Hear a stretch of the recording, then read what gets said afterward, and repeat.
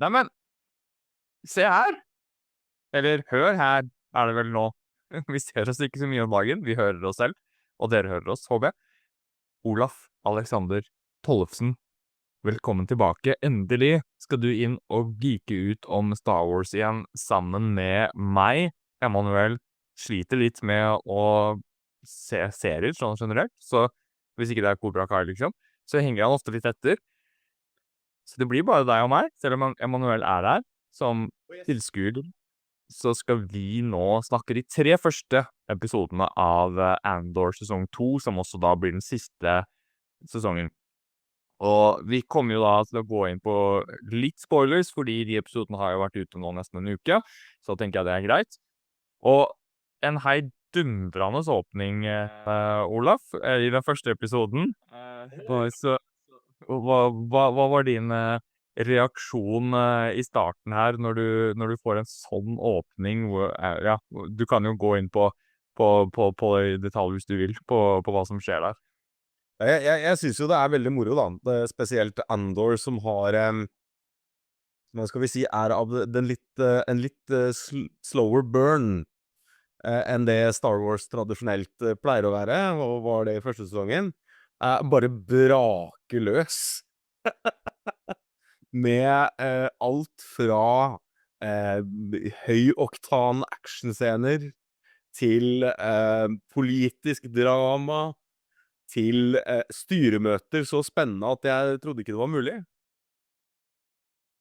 Jeg må jo si veldig positivt, veldig positivt overrasket over dem for de første 3. Jeg tenkte at de kanskje skulle være litt tregere hardt.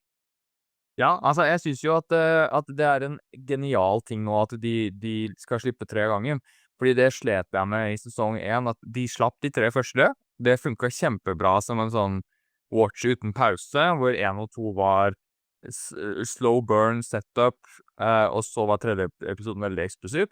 Men så etter det, så slapp de 1 i uka. Og det funket ikke helt, fordi de hadde samme strukturen med at 3 og 3 episoder ofte hang sammen som en storyline før de hoppet litt i tid. Og det gjorde ofte at to episoder ikke var så veldig spennende, og så kom det en episode som var jævlig bra, liksom. Og det er for så vidt greit, føler jeg nå, når du da har 3 ganger i 4 uker, og det er jo en release-modell som jeg gjerne vil se flere serier prøve da. Her er det kanskje enda mer relevant, fordi det vi har skjønt nå er at hver av de 3 bolkene, eller 4 bolker som det er da, med 3 episoder, de tar for seg et år, opp mot de årene som da er igjen mellom sesong 1 og Rogue One, som de som har sett litt på det her vet at det på en måte blir avslutningen til denne karakteren da, som denne serien her primært handler om, liksom, eller det handler jo om formasjonen av opprøret også, da. Men jeg synes jo, jeg er helt enig med deg, at det var jo på en måte the best of both worlds i den her, hvor du får en åpning som minner mer om en typisk Star Wars-filmåpning, egentlig, som var kjempeunderholdende. Og så går du inn i de tingene som du var vant med fra sesong 1, funket veldig bra med politisk drama, og du får Frennick, Ben Mendelsohn, er tilbake i veldig god form, og du så han koste seg på det styremøtet, for å si det sånn. Da han hadde det gøy som skuespiller, like gøy som Krennic hadde som Imperial Officer, eller hva man skal kalle han. Og det er mye ting her som, hvis man er litt mer over gjennomsnittet Star Wars-geek, så var sånn der, oi shit, dette her kommer, ja. Det blir nok noen ganske drøye, mørke hendelser, for å virkelig vise hva et sånn diktatur som det her er villig til å gjøre for å få makten de er ute etter, da.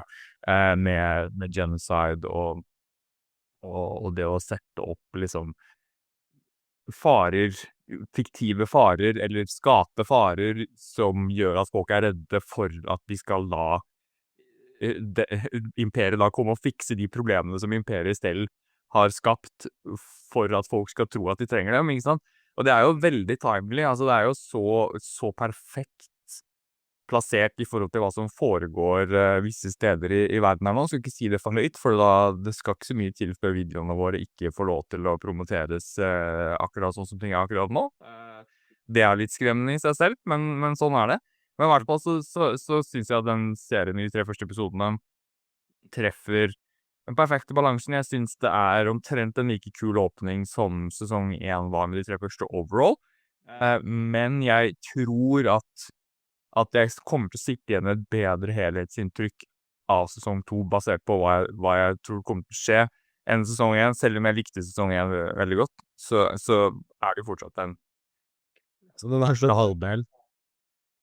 Altså, den er jo fabelaktig mørk. Du får virkelig følelsen av hvordan imperiet ser på alt i form av tall og statistikk. Den skumleste formen av alt, spør du meg. Fabelaktig. Actionfylt der den trengte å være det. Dramatisk der den trengte å være det. Jeg ble veldig overrasket over, liten spoiler her, hvor oppslukt jeg ble i hele det giftemålet. Noe som egentlig skulle bry meg svært lite, vil jeg sånn egentlig i mitt hode. Men på ren og skjær skuespillerprestasjoner og godt manus og fantastisk skuespill fra alle involverte, så var det noe jeg faktisk ble interessert i, hvordan dette kom til å gå. Fantastisk å få se lite grann, og det synes jeg er interessant. Alt det som har med Mon Mothma å gjøre i de 3 første episodene her nå. Dette er ting vi aldri har fått vite om. Vi vet hvilken planet hun kommer fra. Det fikk vi vite i en bok en gang i tiden, tror jeg. Et sånt atlas. Men plutselig nå så får vi gå inn og se hvordan er dette samfunnet hun kommer fra er lagt opp.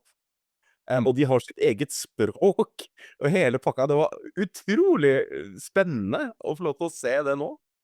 Ja, Så mange jeg vil bare skyte inn da med det du sier der med hennes bakgrunn og alt det der, at helheten med hvor mye vi har fått fra den karakteren. Jeg så tidligere i dag, siden jeg så Revenge of the Sith på kino på re-release i helgen nå, så jeg den ene, kanskje den scenen som jeg føler hadde vært best å ha med av deleted scene fra den filmen, er jo en scene med Mon Mothma når du ser at de begynner så vidt å hviske og tiske om å danne en motstand mot det Palpatine driver med. Og hvor mye mer kraft den scenen hadde nå etter å ha sett Andor. Fordi på det tidspunktet der så hadde man jo liksom ikke etablert den skuespilleren noe særlig i den rollen i det hele tatt, ikke sant? Og man visste jo hvem karakteren var, men hun hadde jo fortsatt bare vært med noen veldig få minutter i Star Wars sånn helhetsmessig, da. Så jeg tror at Andor også er et veldig godt bevis på hvordan du kan bruke en serie til å styrke helheten i hele sagaen, egentlig, og gå tilbake og se ting og bare, oi, nå er dette her, har det her mye mer tyngde da, enn det det hadde før, og Return of the Jedi kommer til å bli en bedre film. Jeg tror for så vidt hele den originale trilogien, med opprøret som foregår, uten at du egentlig ser så mye av hva de gjør, utenom hva Luke og Han og Leia gjør, så vil jo det gi det mye mer tyngde og mye mer vekt, og ikke minst Rogue One gleder jeg meg jo veldig til å se rett etter at jeg har sett sesongfinalen på Andor, som jeg da tipper at kommer til å fungere som en veldig sånn storskala sesongfinale egentlig da. Så nei, jeg digger det, at de tør å gå så all in på noe annet i Star Wars-universet. Du nevner det giftermålet. Altså, det at den sekvensen hvor hun danser på slutten der, av den tredje episoden, med den type musikk, at det er noe som eksisterer i Star Wars, det liker jeg. For hvis du bare hadde tatt den ut av kontekst og vist meg den og bare, hei, dette er en scene fra en ny Star Wars-serie, så hadde jeg bare, hva faen er det de holder på med? Dette er det dummeste jeg noen gang har sett. Dette har ingenting med Star Wars å gjøre. Men på grunn av hvordan serien har vært og bygget seg opp, så synes jeg det var fantastisk. Jeg tror det handler om at de tar seg tiden. Og det er jo noe, altså, man kan si mye om de Star Wars-seriene som har vært ute og gått. De har hatt sine lysblink og sine bomskudd. Men jeg tror det jeg synes Andor gjør bedre enn noe annen serie i Star Wars-universet, det er å gi tid til å få dette til å virkelig marinere litt grann. Å få alt å marinere litt grann, sånn at du får et produkt som føles veldig ekte. Og som en som virkelig digga Skeleton Crew, som synes det var en skikkelig, skikkelig kul serie, den var jo ikke veldig dyp. Nei. Ikke sant? Det var jo alle disse var figurer vi har sett, type karakterer vi har sett før, gjøre de tingene de karakterene gjør. Ehm, og det er veldig kult, synes jeg nå, hvor interessert du kan bli i noe så enkelt som å se hvordan byråkratiet i imperiet fungerer. Og de gjør det på ren, skjær styrke av manus og skuespillerprestasjoner. Det er veldig, veldig imponerende. Ja, det er veldig sånn Game of Thrones de første sesongene vibe på det her. Litt sånn som hvis HBO lagde en Star Wars-serie, så ville det nok sett sånn som det her ut, tenker jeg. Ja, det vil jeg tro. Og en ting jeg virkelig gleder meg til å gjøre, når vi er ferdig med sesong 2 av Andor, det er å sette meg ned, se hele serien, og så Rogue One. Og så New Hope. Og så New Hope. Da får du begynner å få en ganske bra kronologisk linje. Eller Revenge of the Sith først, da. Og så Andor.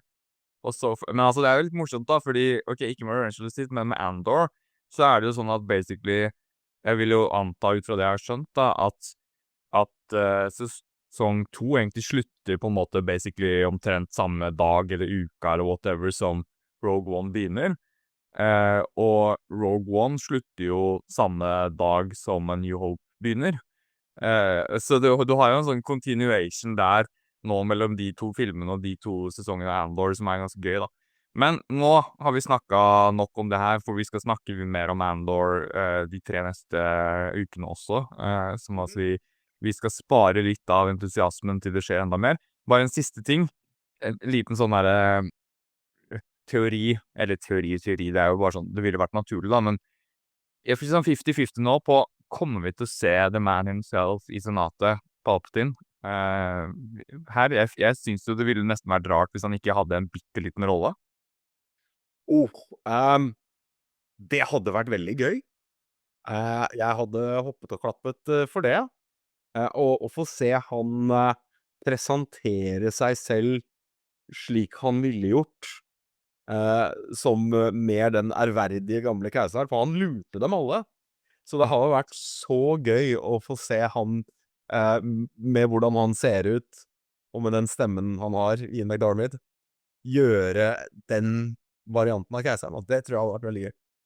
Ja, og jeg er litt sånn der, jeg føler at det ville være en missed opportunity, fordi det å se den karakteren prate i en serie som er sånn som dette her, det ville være liksom, du kan jo ikke, han kan jo ikke være sånn som han er i slutten av Revenge of the Sith, når han kakler og ler og er helt maniac, ikke sant? Det passer ikke i viben i den serien her i det hele tatt. Men den mer iskalde, veltalende Palpatine, som du ser innimellom, det passer jo 100% med viben til den serien her. Og det å se ham ha en annen sånn chills down the spine tale igjen i senatet der, mot slutten av denne sesongen her, det føler jeg jo, det ville jo vært nesten idiotisk, synes jeg, hvis ikke det ble brukt, liksom. Men vi får se. Da skal vi snakke litt The Last of Us. Vi er jo kommet til episode 3. Og The Last of Us har jo gjort en tradisjon av at sin episode 3, da er gjerne en episode som man ikke så i spillet. I første sesongen så var jo det her kjærlighetserklæringen mellom Bill og mannen hans, som så fremt man ser i spillet. Egentlig så kan du bare hente Lauren fra brev så du plukker opp langs veien. Men det klarte jo de å lage en hel episode ut av, vant Emmy, hele pakken. Det de har gjort i denne sesongen, hvis du ikke fulgte med forrige gang vi snakket om det, sant? I episode 2, Pedro Pascal, Rip, han ble både stengt med golfkulle og stabbet med golfkulle, og vi vet ikke hva han ikke ble gjort av med den golfkullen. Men nå er det de har valgt å gjøre da, for i spillet så er jo det veldig sånn, der Joel død. Nå skal vi gå ut og ta hevn, for fuck yeah. Sant? Det går veldig kjapt. Mens her bruker de en hel episode på at alle de forskjellige karakterene kan ta inn over seg denne sorgprosessen. Alt ifra Ellie, som har vært en drittunge mot Joel frem til det her tidspunktet. Nå sitter hun med masse skyldfølelse for at det siste hun sa til Joel, det hva i veien med deg? Sant? Det kan hun aldri ta tilbake igjen. Du har Dina, som også så opp til Joel og vil ha like mye revenge. Du har broren til Joel, som for første gang snakker tilbake igjen til Ellie og sier ikke snakk om han som at han ikke var min bror. Jeg kjenner han bedre enn deg. Sant? Du har alle de her forskjellige som må sørge på sin egen måte. Det går til og med så langt at hele landsbyen har et eget møte på om vi skal sende våre beste ut for å drepe de som gjorde det her. Så det her en veldig rolig episode, hvor man ser konsekvensene av et mord. Og jeg synes at hun Bella Ramsey, som spiller Ellie, kanskje leverer til dags dato sine beste skuespillerprestasjoner som Ellie, i det man ser en sorgende Ellie på denne måten her. Nå er det jo ikke sånn at noen andre har sett det her, så det her blir jo bare meg som egentlig rambler i vei. Så jeg avslutter det der med å si at dette her er definitivt verdt tiden deres. Følg med, for nå begynner hevntokten. Og setter du i gang nå, ser deg opp, så kan du være med på denne reisen vi skal ut på mot Seattle.